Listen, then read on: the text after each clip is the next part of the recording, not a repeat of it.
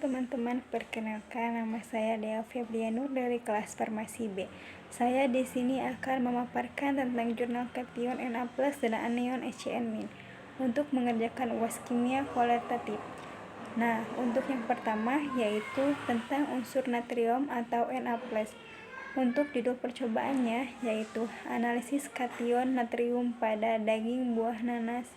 Untuk tujuannya yaitu mengetahui menganalisis kation natrium. Untuk dasar teorinya yaitu nanas merupakan salah satu jenis buah yang umum dikenal dan dikonsumsi oleh masyarakat Indonesia. Itu menurut Sembayang 2006 dan merupakan suku Bromeliaceae. Itu menurut Dewi 2013.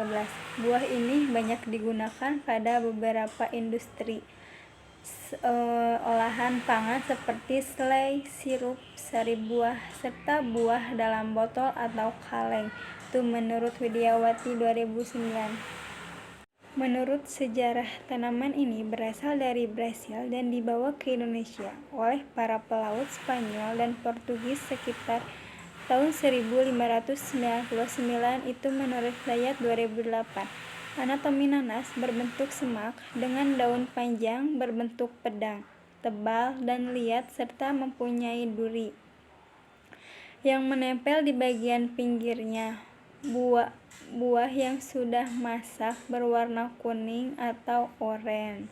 Itu menurut Pracaya 2011. Natrium menjaga keseimbangan asam basa di dalam tubuh dengan mengimbangi zat-zat yang berbentuk asam, berperan dalam transmisi saraf dan kontraksi otot. Natrium berperan pula dalam absorpsi glukosa. Untuk alat dan bahannya yaitu alat-alatnya digunakan dalam penelitian ini adalah fotometri nyala, cawan porselin, neraca analitik, oven, listrik, stopwatch, furnace, gelas ukur, kertas saring, corong gelas kimia, batang pengaduk, pipet tetes. Sedangkan untuk bahan-bahannya yaitu daging buah nanas, masak, HNO3 10% dan Aquades. Untuk hasil dan pembahasannya yaitu penentuan kadar natrium pada daging buah nanas. Digunakan larutan hasil pengabuan kering. Banyaknya natrium dalam sampel dapat diketahui dengan mengukur konsentrasinya menggunakan alat fotometer nyala, sehingga didapatkan konsentrasi natrium untuk nanas biasa sebesar 3,71 mg, sementara pada nanas Bogor terdapat 2,41 mg natrium. Bahwa kadar natrium daging nanas biasa lebih banyak dibandingkan daging buah nanas Bogor.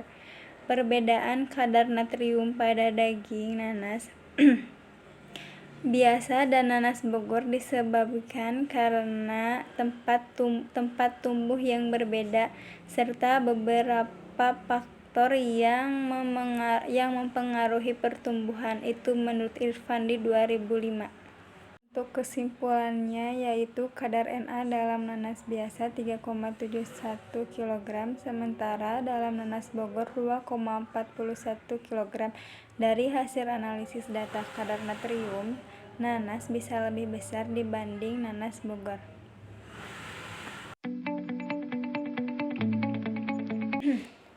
Untuk unsur yang kedua yaitu HCN- termasuk golongan anion. Untuk judul percobaannya yaitu analisis kandungan tiocyanat HCN- pada singkong, kol, dan daun singkong.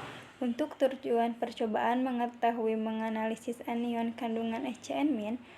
Untuk dasar teorinya yaitu tiocyanat atau HCN- merupakan turunan asam sianida atau HCN yang mempunyai sifat goitrogenik dalam tubuh bekerja menghambat pengambilan iodium oleh kelenjar tiroid yang berguna untuk pembentukan hormon tiroid.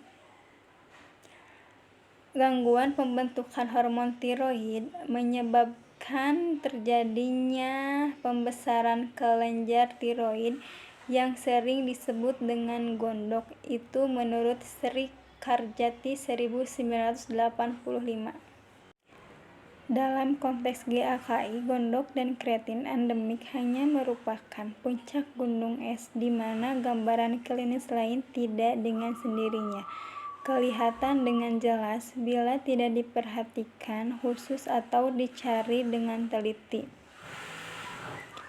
Dengan mengacu pada penggolongan bentuk segitiga yang diajukan Hetzel, maka 30-70% dari populasi menderita loyo. Alat dan bahannya yaitu tabung reaksi, hot plate, corong gelas ukur beker, gelas pipet, volume alat destilasi, spektrofotometer, dan untuk bahannya yaitu Aquades, larutan H2SO4, TbCO3, larutan MgCl2, larutan standar ecn-, larutan FnO3, 2, dan NaOH.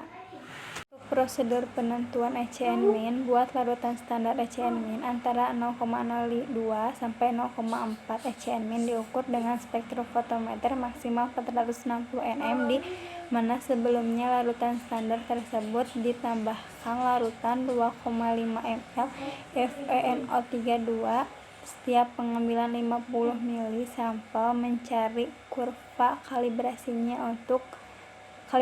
untuk hasilnya yaitu analisis kadar tiosianat ecn- dengan metode spektrofotometri.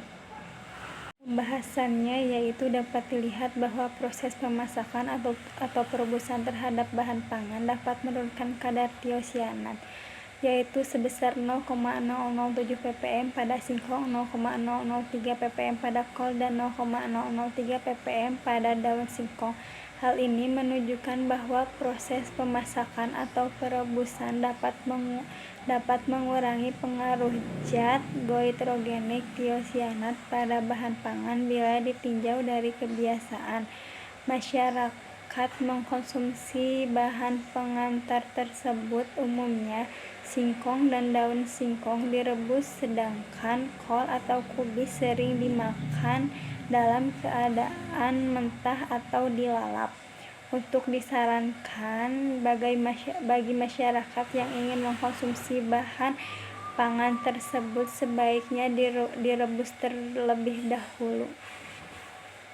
Untuk kesimpulan kadar tiosianat dalam singkong mentah 0,015 ppm dan setelah direbus berkurang menjadi 0,08 ppm. Demikian juga pada kol atau kubis dan daun singkong terjadi penurunan kadar tiosianat setelah direbus, yaitu dari 0,008 ppm menjadi 0,005 ppm pada kol dan 0,010 menjadi 0,007 ppm pada daun singkong. Cukup sekian pemaparan jurnal dari saya. Mohon maaf bila ada kesalahan. Wassalamualaikum warahmatullahi wabarakatuh.